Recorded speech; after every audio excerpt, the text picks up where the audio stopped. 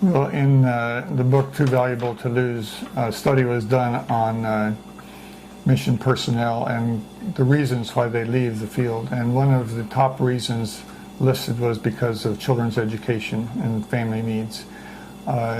There's a lot of time and effort that goes into preparing a person to do, whether it's Bible translation or church planting, mission work. A lot of preparation before they get to the field.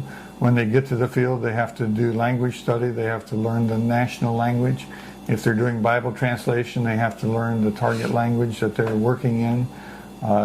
In third world countries, relationships are very important, so you have to build those relationships.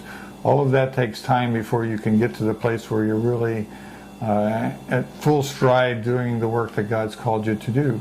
And then if you have to leave the field because of children's education needs, and somebody else tries to go in and replace you, it takes a tremendous amount of time for that person to get to the place where they can take up what you're doing. In Bible translation, we've estimated that it may take 7 to 10 years for somebody to do all the training, raise their support, get to the field, learn the national language, learn the target language, all that stuff so that they can translate the next verse. And the cost to the church, we as Wycliffe don't see it, but the church is at least $250,000, and that study was done some years ago, so I'm sure it's much higher than that now.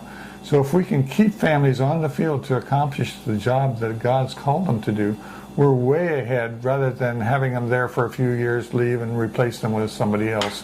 And children's education is a key component of keeping them on the field. It's a critical support to the work of missions. Yes. Again, unless we're willing to do missions with single people who vow not to get married and have kids, or retired people, as long as we're going to have families in missions, we've got to provide for their children's education.